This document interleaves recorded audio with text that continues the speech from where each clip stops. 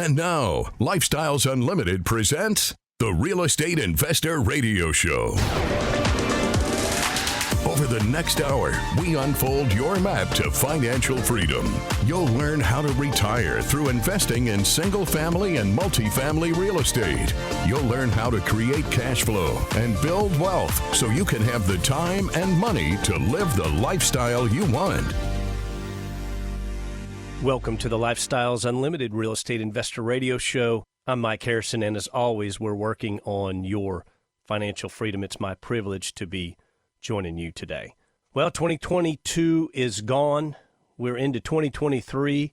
I must say that 2022 was bittersweet for me. Financially, it was the best year of my life, thanks to Lifestyles Unlimited, thanks to real estate investing, thanks to cash flowing assets. I will also say this, there were some unexpected capital gains. Let's say some of our apartment communities were sold. Of those that were sold, quite a few were on plan, right? On plan. We're going to sell it in year 3, sell it in year 4, sell it in year 5, whatever that timeline is. However, a few others were sold in anticipation of the economic circumstances we're experiencing right now. So these were sold last year, knowing the situation we would be in this year. And I expect that situation to continue for another 12 to 18 months. And there's a good side to that. There's not a bad side. But let's just say if you're a real estate investor and you are trying to create a cash flow snowball of a certain size, and I will talk about setting goals to do that, and a cash flow snowball that pushes out a certain amount of income on an annual basis, and a big chunk of your snowball just got sold, well, there's some additional issues that need to be resolved. More on that later. Stay with me. I'm not complaining. I got paid, okay? I just got paid a little earlier than expected. So, like I said, it creates some additional work on my end, first world problems, and I'm going to share some of that later on. But back to 2022. Financially, 2022 was tremendous. Personally, 2022 was bittersweet. On one side, I saw my oldest daughter graduate from Texas Tech, Dean's List. She did very well. She got the dream job she was pursuing. And for me, my baby girl is, frankly, just growing up way too fast. I'd like to slow everything down if I could, and I know we can't. On the other side, late July, we lost my mom rather suddenly. And I'm not going to say that a sudden death is worse than, let's say, a long extended illness and we expect an end at some point. They're both tragic. They both hurt equally, especially losing a loved one, losing somebody close to you. So 2022 was beautiful, it was fulfilling, and extremely sad for our family all at the same time. So enough with the downer. Let's talk about the good for the remainder of the show. And I want to ask you a question. What gives one the ability to reflect back on a year and celebrate the wins, right? That's what we live for. We live for the wins. We live for the celebration of the win. And for me, it's so simple. It's literally a goals list. Quite frankly, just a goals list. And yes, today I'm going to talk about goals. It's going to be a personal discussion on goals. I'm going to keep it fun. I'm going to keep it relevant. But goals, and I'll share some of mine. I'll share just how we create our goals, just how we manage our goals, and how we measure our goals. And notice I said our. I'm married. Yes. Create, manage, measure. All of those are equally important in that goal process. But my success is my wife's success, and vice versa. It's definitely a team effort. This is not going to be a how-to. Don't turn the channel yet. This is not a how-to set a goal. I'm not going to talk anything about the mechanics of goal setting. If you want that, and a lot of people love that, Andy Webb does a great show on the mechanics of goal setting. And you can go to lifestylesunlimited.com, click on radio button, scroll all the way down, search bar bottom right, type in goals. and you'll find that show. But Andy at that show talks about setting what they call SMART goals, SMART, specific, measurable, achievable, realistic, and timely. And he'll teach you how to do that. What I'm going to talk about today really is just how I set my goals, how our family sets our goals, and how we manage and measure those goals, okay? My wife and I have been keeping our family goals for well over a decade, for quite some time. And I want to say this, if you don't write a goal down, it's simply a thought.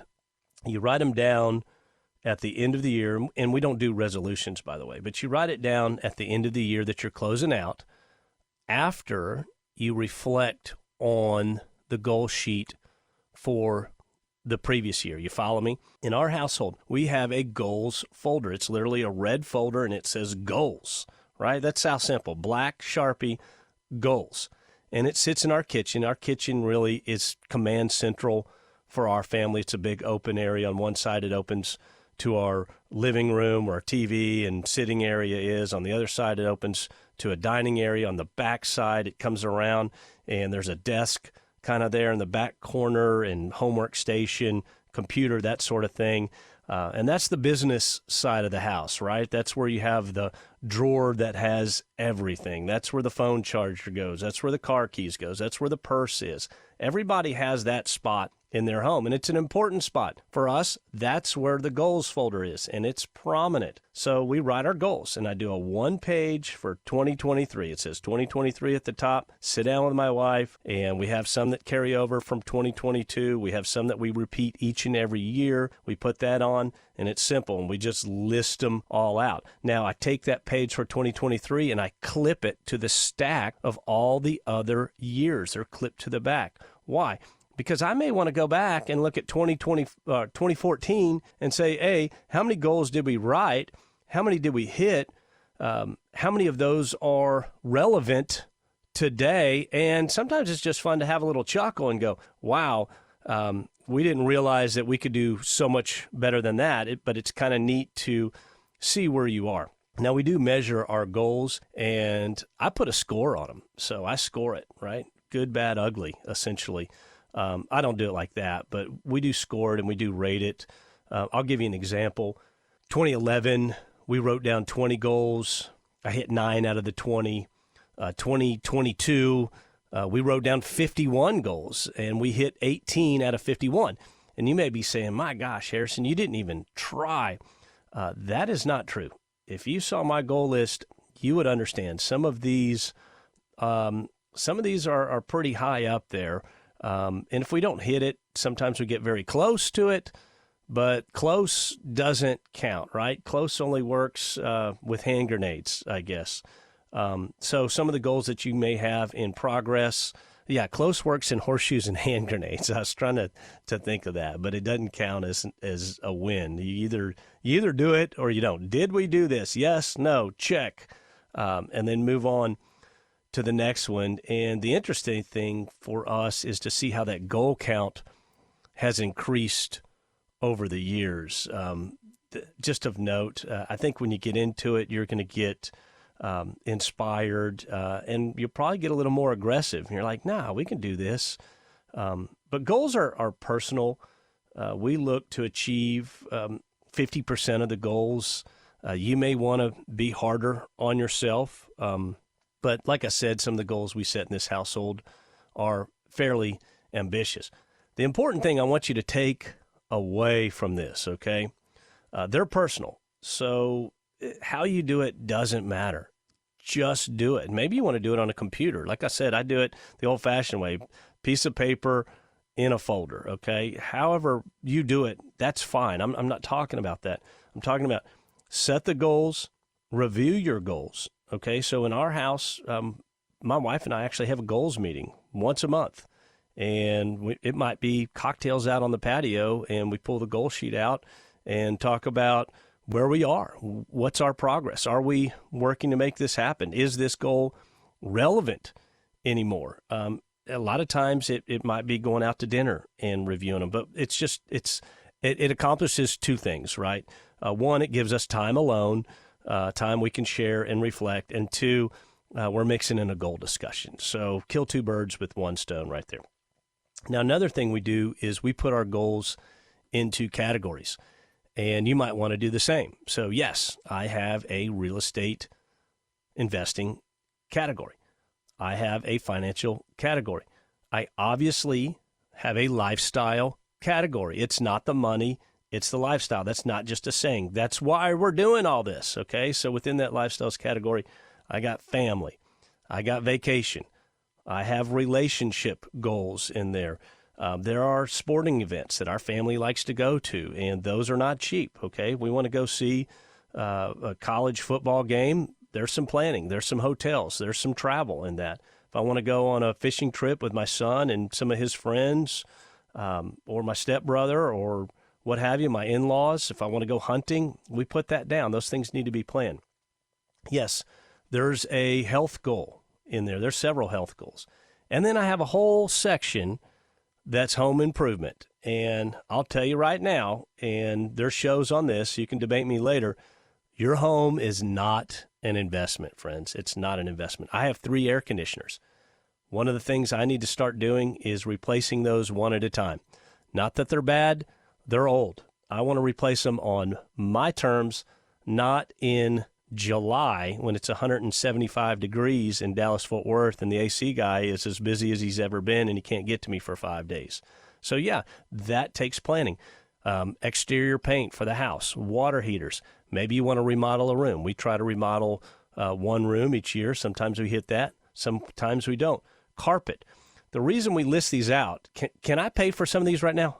Absolutely. I can pull money out of my investment fund that I'm accruing to go put into another real estate investment, and I can pay for all of these things. That doesn't make sense. These are items that are expensive. They need to be budgeted, and they need to be planned. Replace AC. When are you going to do that? April of 2023, okay? And we're accruing funds for 2 or 3 months to make that happen. You want to replace them on your terms, not on their terms. What is not a goal? Friends, a day-to-day activity is not a goal. And we're up against a break. I'm going to come back and I'm going to explain that in further detail. My name is Mike Harrison. You're listening to the Lifestyles Unlimited Real Estate Investor Radio Show.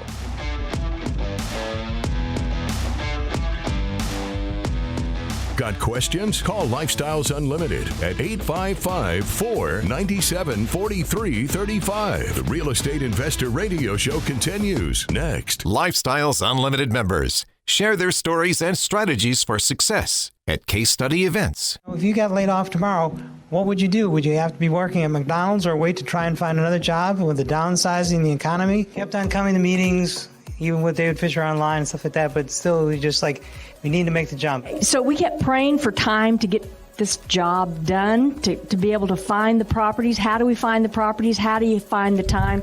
And God answered our prayers, and he got downsized from his corporate job. But they didn't buy just one house, right? No, they did not. You're rehabbing house number 9 right now. 9. Wow. So every month, the cash flow is $3,200. Okay, the equity of all the houses is up to $280,000. Join us this month and learn from people just like you.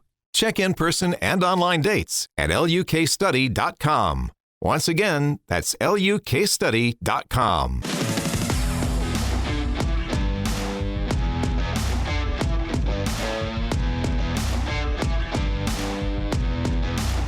Listening to Lifestyles Unlimited Real Estate Investor Radio Show will change your life. Now, here's your host. Welcome back to the Lifestyles Unlimited Real Estate Investor Radio Show. I'm Mike Harrison, and as always, we're working on your financial freedom. If you'd like to reach out to me via email, my email address is askmike@luinc.com, askmike@luinc.com. Please reach out. I'm here to help. I'm happy to help, and I respond personally to each and every email I get. So we're having a goal discussion. It's that time of year. I have 3 that are specific to real estate investing I'm going to share toward the end of the show, so you may want to stick with me. But before we get into that, I want to talk about what's not a goal, okay? Day-to-day activities for the most part, okay, there may be exceptions, and I know some of you may email me, but raking the leaves is not a goal, okay? That's not a goal. Now, let's say you got a giant 100-year-old oak in your backyard, maybe older than that, and it's starting to eat up the foundation, maybe on a rental property, maybe on your house. It just drops a massive amount of leaves, so your grass doesn't grow, and having the tree removed is going to be to the benefit of the property, whether your property or whether your rental property. And I'm talking about a massive tree. Sometimes you get into some of these things, and there are a few thousand or several $1,000s to get removed. Trying to do it yourself is, trying to maybe tiptoe through a freeway during rush hour. It's just a dangerous endeavor. You need to call a pro. Removing that tree should probably be a goal, right? If you need to budget it and it's going to be a big expense, you want to time it properly. Like I said, if it's a rental property, you need to, hey, the resident, we're going to need to gain access to the backyard. We're going to be here for a day or two, talk to the tree expert. That's probably a goal. I mentioned replacing the water heaters in my house earlier in the show. I have 2 of them. Are they working fine now? Yes, they work great. The problem is they're getting to that age where it's not if, it's when. And I want to replace them on my terms, okay? My terms. I don't want to come home to water running down my stairs and I have a bigger issue. So for me, replacing those water heaters is a budgetable and measurable goal. There's a certain time frame I want to do it. Can I fund it on my terms? Can I fund it right now?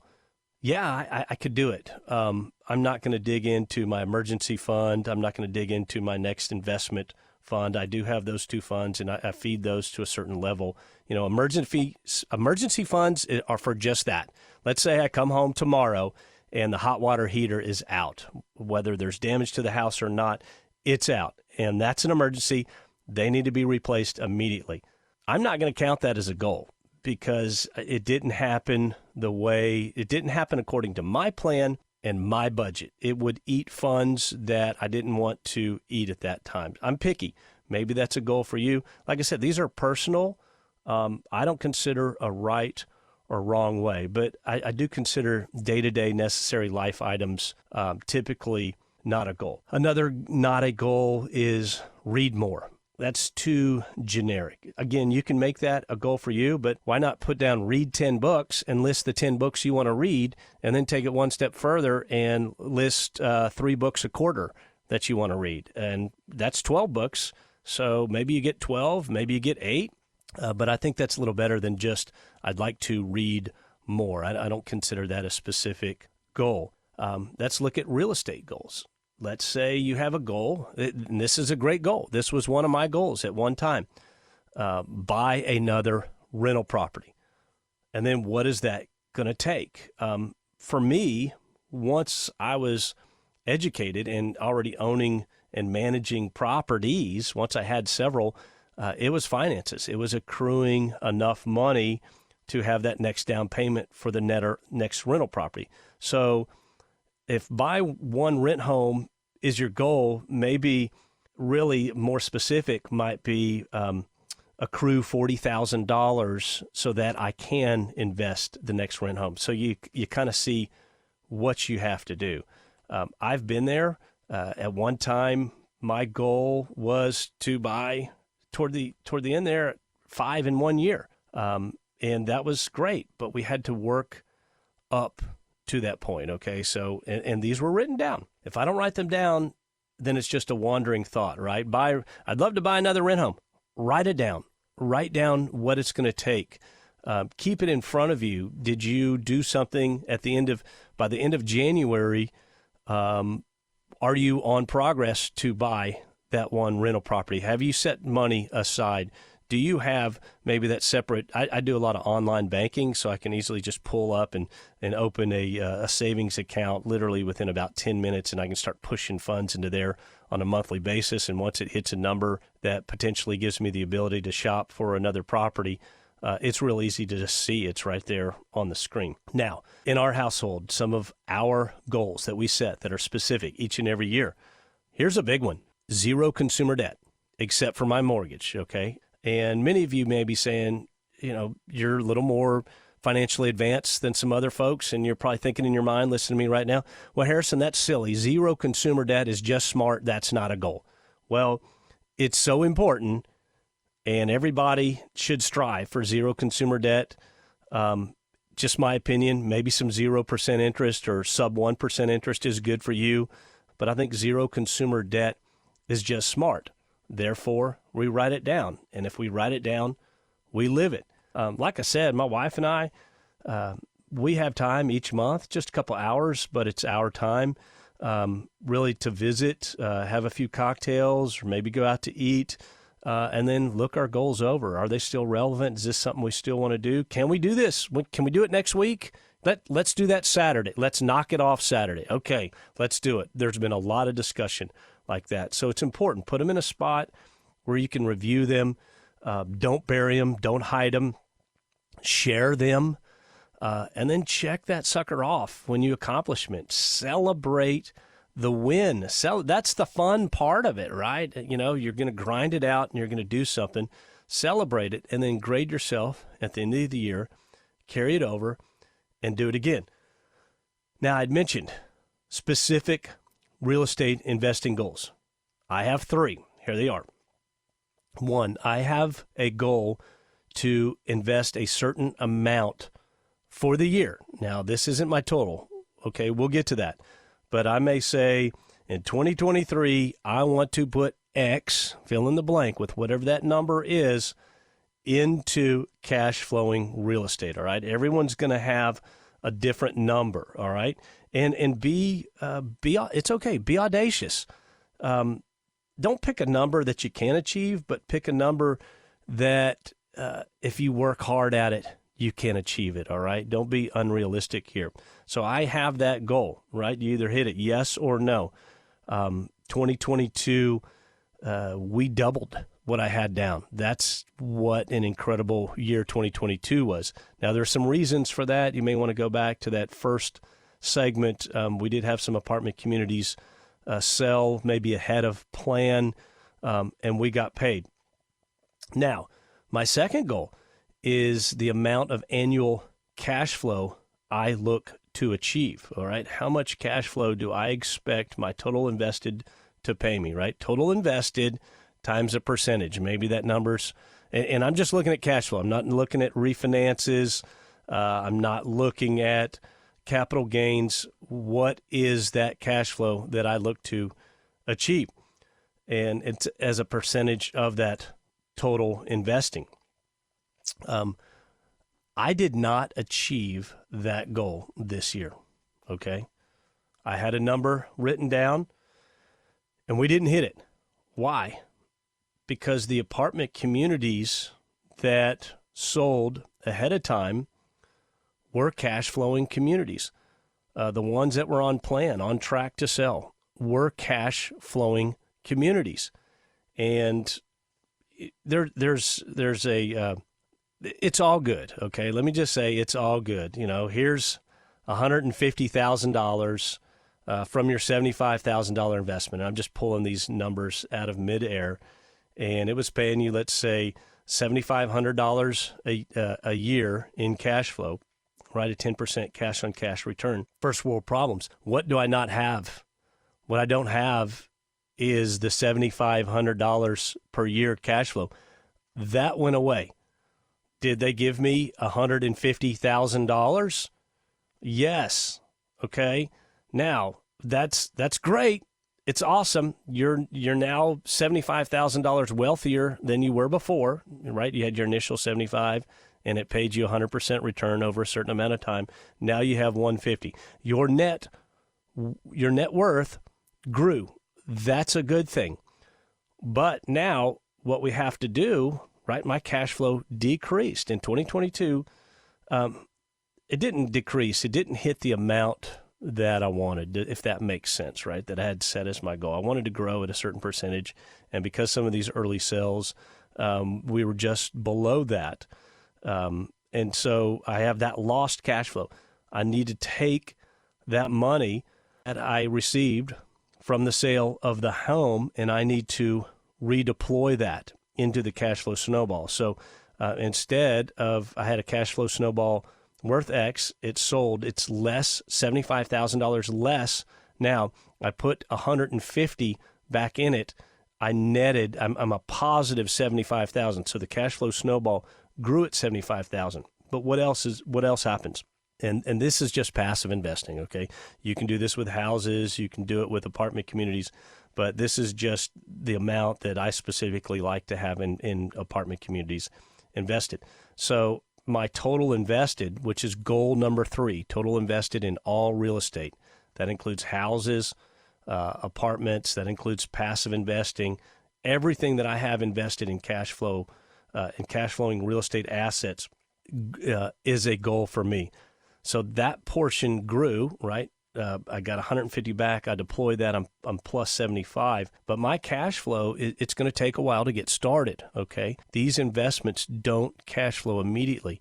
When you buy a beat-up, run-down apartment community that has great potential, it's got great legs, and you have a lead investor, and they implement a business plan, and they start to follow that plan, it's going to take some time to turn that community profitable. They may need to redo the units. They may need to replace some residents, let's just say. Sometimes, best product, best price means a great resident in there. People want to live in a nice place. If it's run down and there's a lot of crime, then it's not necessarily a nice place to live.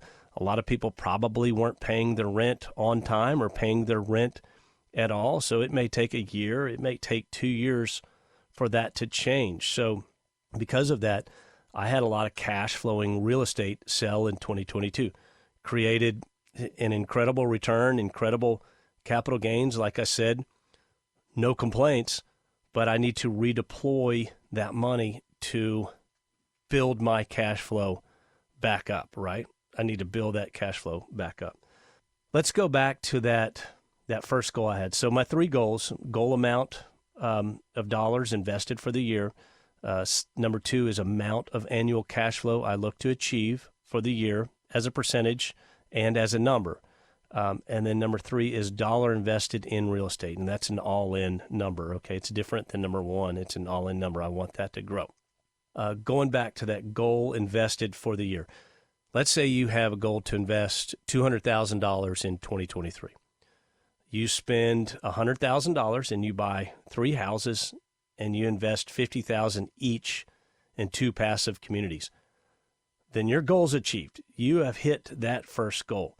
When I first started, now I know that sounds pretty lofty to many of you. When I first started, my goals were very different. I would have a goal like buy 4 more rent homes in 2023.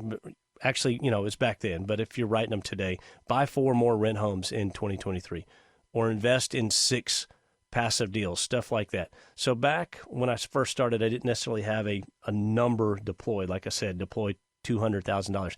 I more had a number of units that I wanted to grow, or a number of passive deals I wanted to do. Once I hit a certain amount, then I pivoted that goal. Instead of number of additional units, number of additional rent homes, number of additional passive deals, I changed it to amount working for me. I can remember back when I used to say, boy, I'd like to get to 10 passive apartment communities. And I did. We worked toward it, and we got to 10 passive investments. And then you do that, and you're at 15. Well, what I'm saying is it's not a count anymore. It's more about what's the cash flow coming in, how big is that total invested, and how much can we grow with it. But at the end of the day, you need to take that goal, you need to write it down, and that's going to enable you to do something today your future self will thank you for. I want to thank you for joining me, and I want you to remember, it's not the money, it's the lifestyle. Thank you. The information and opinions you hear on the Lifestyles Unlimited Real Estate Investor Radio Show are those of the host, guests, and callers. The Lifestyles Unlimited Real Estate Investor Radio Show is for entertainment purposes only. Please consult a professional regarding your personal investment needs. Nothing presented constitutes an endorsement, recommendation, offer, or solicitation to buy or sell any product or security.